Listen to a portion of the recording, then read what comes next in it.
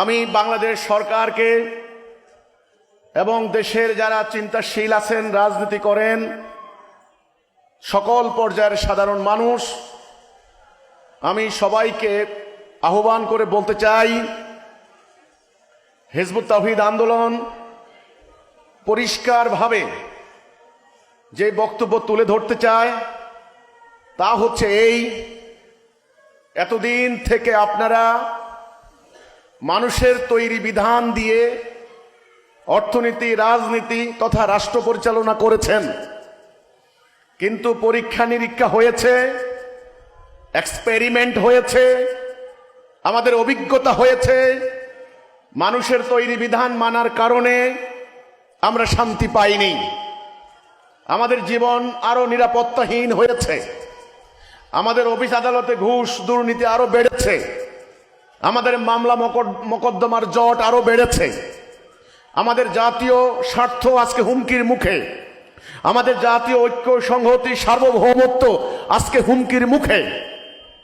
এই রাজনীতি আমাদেরকে স্বার্থপরতা উপহার দিয়েছে। এই সুদভিত্তিক অর্থনীতি আমাদেরকে অর্থনৈতিক জুলুম, অর্থনৈতিক জালিয়াতি উপহার দিয়েছে। কাজেই হিজবুত তাওহীদ পরিষ্কার করে বলতে চায়, আমরা যেহেতু আল্লাহকে বিশ্বাস করি, রাসূলকে বিশ্বাস করি, কোরআনকে বিশ্বাস করি, পরকালকে বিশ্বাস করি, আল্লাহকে বিশ্বাস করি, আমাদের এই বিশ্বাসের ভিত্তি হিসেবে বলতে চাই, আমাদের জাতীয় জীবন এবং ব্যক্তি জীবন, উভয় জীবন যেন একটা সরল রেখায় হয়। এটা আমাদের ধর্মীয় বাধ্যবাধকতা, এটা আল্লাহর প্রতি আমাদের অঙ্গীকার। আমরা বলতে চাই, যদি এখন থেকে আমরা এই সিদ্ধান্ত নেই, আমরা আর মানুষের তৈরি বিধান মানব না, আমরা আল্লাহর দেওয়া বিধানের আনুগত্য করব, আল্লাহর হুকুম মানব, এই কথার উপরে যদি আমরা পুরো জাতি ঐক্যবদ্ধ হতে পারি, তবে আমি পরিষ্কার করে বলতে চাই, এই অশান্তি আর থাকবে না, এই দুর্নীতি আর থাকবে না। আমাদের পরিষ্কার প্রস্তাবনা, বর্তমান চলমান সুদভিত্তিক পুঁজিবাদী এই অর্থনীতি পরিবর্তন করে আল্লাহর দেওয়া অর্থনৈতিক ব্যবস্থা প্রবর্তন করুন। কোর্ট কাছারিতে মানুষের তৈরি আইন বিধি ব্যবস্থা বাদ দিয়ে আল্লাহর দেওয়া আইন দিয়ে বিচার ফয়সালা করুন। এটা আমাদের প্রস্তাব। নেবেন কি নেবেন না আপনাদের ব্যাপার। এবং পশ্চিমাদের অনুসরণে এই যে বিভিন্ন আদর্শের উপরে রাজনীতি, এ রাজনীতি স্বার্থের রাজনীতি, অসুস্থ ক্ষমতার যাওয়ার, অসুস্থ প্রতিযোগিতার রাজনীতি, এই রাজনীতি মানুষকে শান্তি দিতে পারবে না। এটা জাতির মধ্যে যতদিন চর্চা হবে ততদিন শত্রুতা বৃদ্ধি হবে, হানাহানি রেশারেশি বাড়বে। আগামী বছর যদি 10টা দল হয়, পরের বছর আরো 20টা দলের জন্ম হবে। কাজেই আমাদের প্রস্তাবনা হচ্ছে, এই হানাহানির রাজনীতি অবিলম্বে বন্ধ করুন, আল্লাহ তাওহীদের উপর ঐক্যবদ্ধ হন।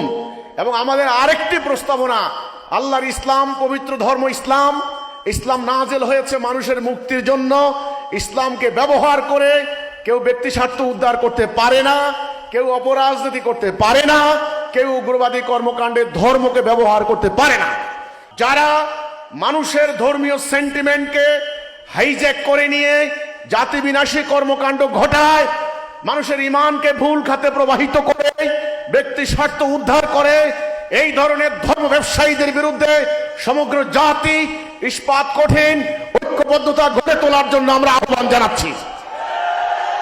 হিজবুত তাওহীদ আন্দোলন গত 30 বছর থেকে প্রমাণিত হয়েছে একটা সত্যনিষ্ঠ আন্দোলন, একটা দেশপ্রেমিক মুমিনদের আন্দোলন।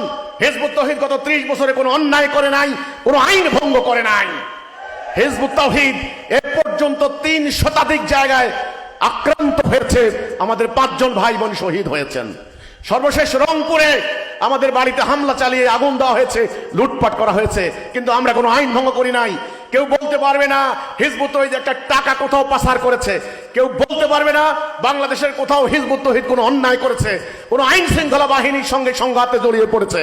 কাজেই আইন মান্যকারী এমন একটি পবিত্র আন্দোলন, এই আন্দোলনের হাজার হাজার কর্মী আজকে নিঃস্বার্থভাবে মানবতার কল্যাণে নিজেদের কষ্টার্জিত অর্থ ব্যয় করে তারা এই দেশের মানুষের জন্য সংগ্রাম করছেন। এটা আমাদের একদিকে ইমানি কর্তব্য মুমিন হিসেবে, আরেকদিকে দেশের মানুষ হিসেবে আমাদের নাগরিক কর্তব্য এবং অধিকার। এটা আমাদের মানবাধিকার। আমরা বলতে চাই হিজবুত তাওহীদ আন্দোলনের কর্মীদের সংগ্রাম, তাদের আত্মদান, তাদের আত্মত্যাগ, প্রচেষ্টা সম্পূর্ণ মানবতার কল্যাণে। আমাদের কর্মসূচি আল্লাহ দেওয়া কর্মসূচি, আমাদের কর্মসূচি নবী করিম সাল্লাল্লাহু আলাইহি সাল্লামের কর্মসূচি, আমাদের কর্মসূচি এই জাতিকে ঐক্যবদ্ধ করার কর্মসূচি। আমি আজকের এই কর্মী সম্মেলন থেকে আহ্বান করে বলতে চাই সমগ্র জাতিকে, আসুন হিজবুত তাওহীদের বক্তব্য জানুন, হিজবুত তাওহীদের বই পড়ুন। মানব জাতি আজকে মহা সংকটে পড়েছে। আমার জাতি প্রিয় বাংলাদেশ আজকে মহা সংকটে পড়েছে। এটা অনুধাবন করুন। এই মহাসত্য আপনি পেয়েছেন, এই তাওহীদের পতাকা আপনি ধারণ করেছেন, ইমানের রশি আপনি ধারণ করেছেন, আজকে আপনি এই কলেমার বাতি ধারণ করেছেন। আপনি সর্বত্র পাড়ায় মহল্লায় গ্রামে গঞ্জে সর্বত্র ছড়িয়ে পড়ুন। যেখানে যেখানে তাওহীদের বাণী এখনো পৌঁছে নাই সেখানে তাওহীদের বাণী ছড়াইয়া দিন। আপনারা কাউকে ভয় করবেন না, কাউকে ভয় করবেন না। আমরা শহীদ হব তবু পলায়ন করব না।